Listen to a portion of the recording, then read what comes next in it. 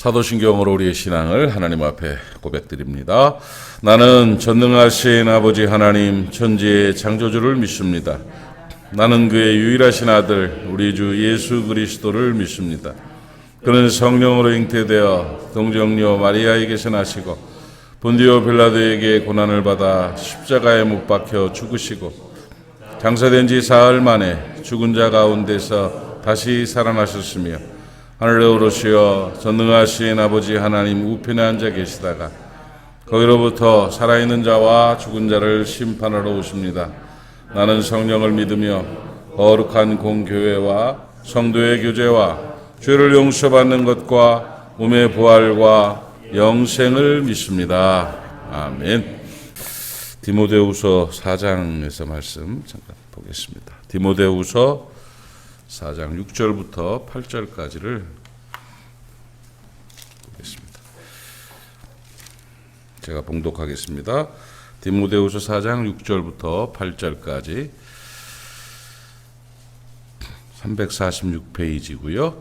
전제와 같이 내가 벌써 부어지고 나의 떠날 시각이 가까웠도다. 나는 선한 싸움을 싸우고 나의 달려갈 길을 마치고 믿음을 지켰으니 이제 후로는 나를 위하여 의의 면류관이 예비되어 있으므로 주 곧 의로우신 재판장이 그날에 내게 주실 것이며 내게만 아니라 주의 나타나심을 사모하는 모든 이에게 도니라.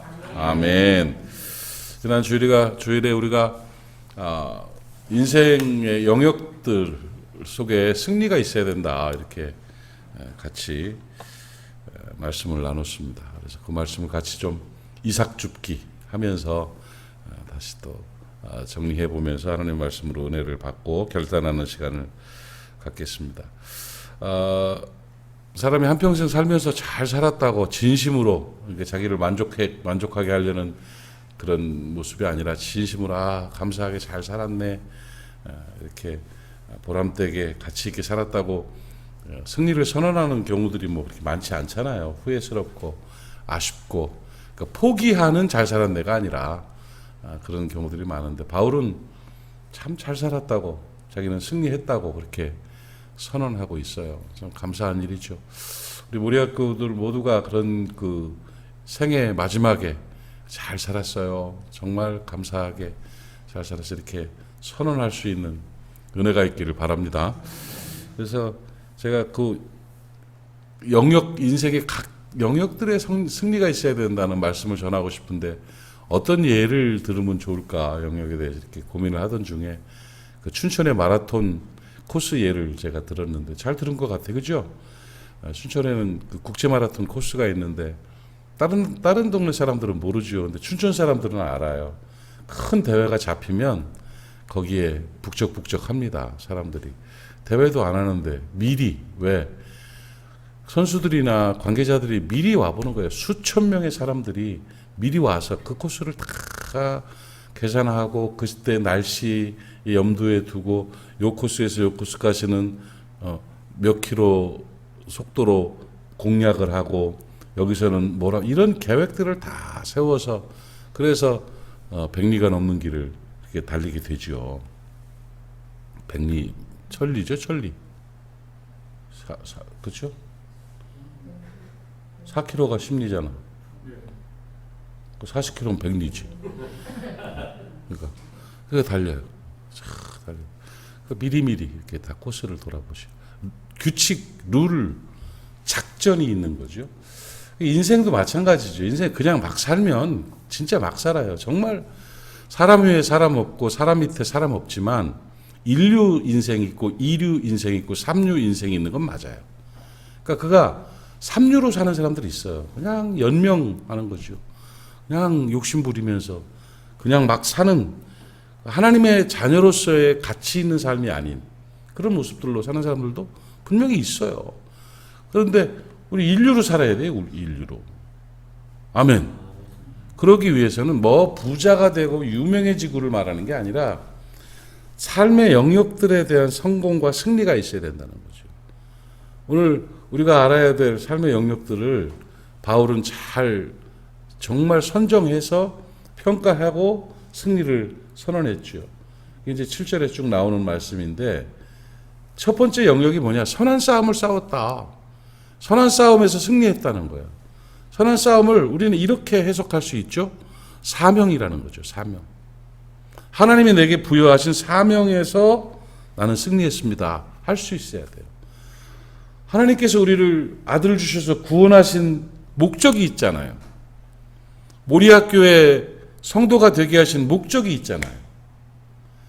하나님의 역사하심에 대한 그 소명들이 있잖아요. 그걸 잘 한 사람들이 선한 싸움을 싸웠다 이렇게 선포할 수 있는 것입니다. 뭘 위해 사느냐 이거죠. 생명이 있는 자는 사명이 있는 자입니다. 여러분 사명의 영역에서 승리할 수 있기를 바랍니다. 맡겨준 사명을 하나님 보시기에 잘했다고 이렇게 칭찬할 만큼 살아내야 돼요. 목회자들의 그 마음의 각오들이 그거 하나 아니겠습니까? 그 지치고 힘들어도 불편하고 어려워도 그저 눈을 떠야 되고 주먹 쥐어야 되고 일어나야 되는 이유가 뭡니까? 사명이라는 거죠. 사명. 하나님이 이렇게 내게 맡겨주신 일인데 이러고 있으면 안 되지. 이거 하나 아니겠어요? 몸이 원하는 대로 하면 아무것도 할 수 없어요. 마음이 원하는 대로 하면 삼류가 될 수밖에 없어요. 그러나 사명 따라 살아가면 승리하게 된다는 것을 여러분 믿으시기를 바랍니다. 그리스도인은 연명의 존재가 아니에요. 사명의 존재예요. 연명의 존재가 아니라 사명의 존재다. 그래서 바울처럼 선한 싸움에 내가 이겼습니다. 삶의 순간순간에서 게으르지 않고 무뎌지지 않고 하나님 보시기에 부끄럽지 않게 탁 뛰어나가면 그게 사명의 승리예요. 그리고 생활의 승리지요. 나의 인생길을 마쳤습니다 하는 뜻이에요. 난 달려갈 길을 다 달렸습니다.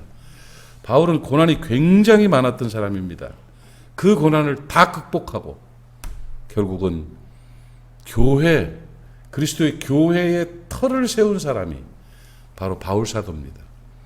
그는 승리하는 하나님의 사람이었습니다. 사명을 위한 삶의 영역들, 생활의 영역에서의 성공이 있어야 되고 승리가 있어야 된다는 것이죠. 바울이 그랬습니다. 근데 여러분 생활에서 승리하시기를 바랍니다. 규모 있는 생활하십시오. 규칙적인 생활하시고 의미 있는 생활하십시오. 행복한 생활하십시오. 평안한 생활을 하십시오. 이 삶의 영역에 승리가 있어야 됩니다.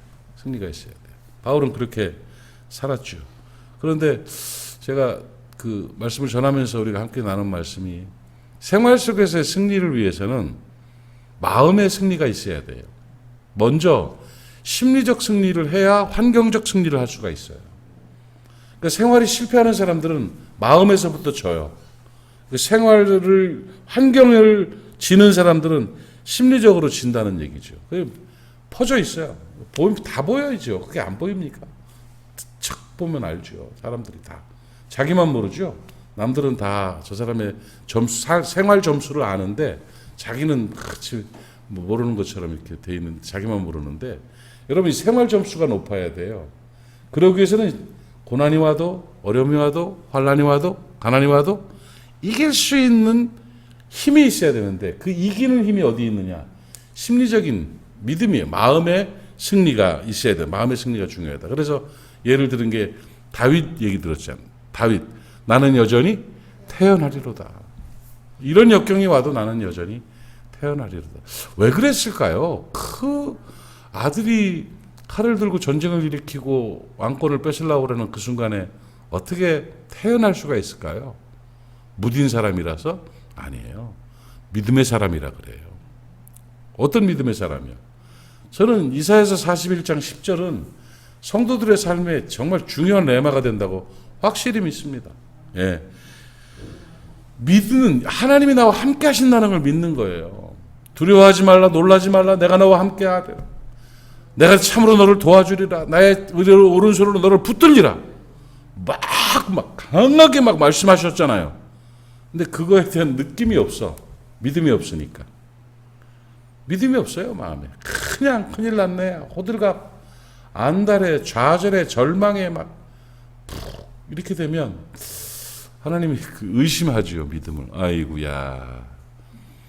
그것 좀 그러면 그렇게 확 뒤집어 놔야 되냐? 그거 조금 어려운 일이 있으면 그냥 하나님의 그 멋이고 교회고 사명이고 확 집어 던져야 되냐? 이러실 거란 말이죠. 그 다윗이 대단히 위대한 분이라는 게 그거예요. 어떤 역경에서도 하나님이 나와 함께 하심을 믿기 때문에 하나님의 섭리를 믿는 거죠. 제가 지난 주 중에 양육반이 재밌어요. 줌으로 하는 게 몇 개 있잖아요. 지금 만들어졌는데 줌으로 공부를 하는데 재밌는데 거기서 제가 가르친 내용이 그거예요. 환난의 때 태연하게 하나님 앞에 설 수 있는 믿음을 근거한 몇 가지 말씀들을 내가 소개를 했어요. 그 중에 시편 41편 10절, 이사야 41편 10절이 41장 10절이 참 중요해요. 내가 너와 함께하리라. 그거죠. 내가 너와 함께하리라. 내가 너 도와줄게. 오른손으로 붙들어줄게. 두려워하지 마. 놀라지 마. 이렇게 말씀하세요. 그리고 로마서 8장 28절이에요. 뭐예요? 모든 게 합력해 선을 이룬다는데 이것 때문에 좋아진다는데 뭐가 그렇게 고통스럽고, 물론 인간이니까 염려가 되죠. 흔들리.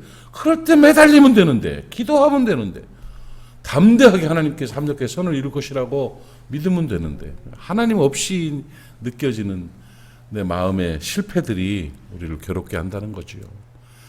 하나님을 사랑하는 자, 곧 그 뜻대로 부르심을 입은 자들에게는 모든 것이 합력하여 선을 이루느니라. 이 믿음이 있고 하나님이 나와 함께 하신다고 믿으면 생활의 승리가 있으리라고 믿습니다. 그리고는 믿음의 승리죠. 믿음의 승리였죠. 믿음을 지켰으니 사명 따라가고 생활 속의 고난과 환난을 이기고 결국 나는 믿음을 지켰습니다. 이 믿음을 지켰다는 말은 신앙의 영역이라고 제가 소개를 했습니다. 신앙적인 영역들이. 여러분 지금 새벽재단을 쌓는 여러분들 믿음을 지키는 거죠. 이런 믿음 지키는 거예요.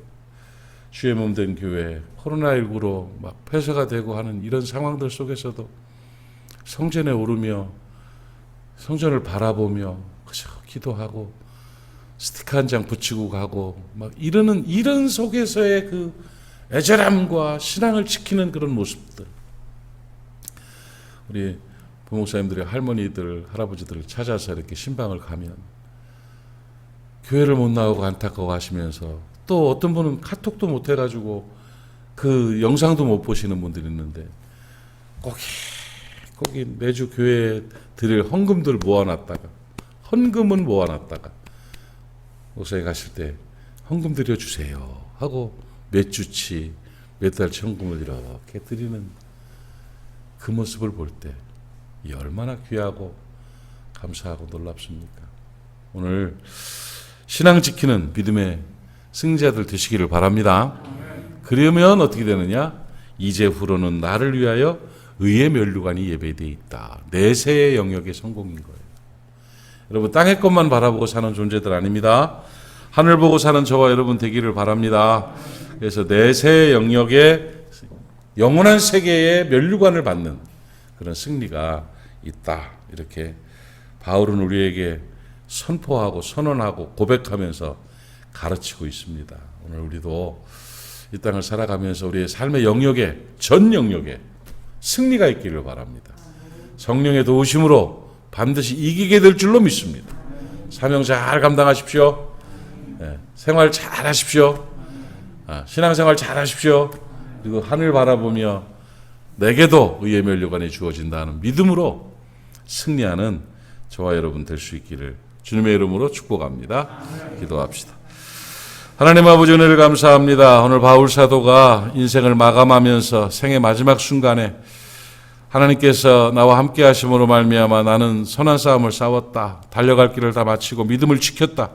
그래서 이제후로는 내게 의의 면류관이 예비되어 있다 하고 선언한 이 고백을 바라봅니다. 아버지, 우리도 그렇게 살아갈 수 있도록 은혜나리워 주시옵시며 삶의 전 영역에 승리가 있는 복된 무리와 사람들이 되게 하여 주시옵소서.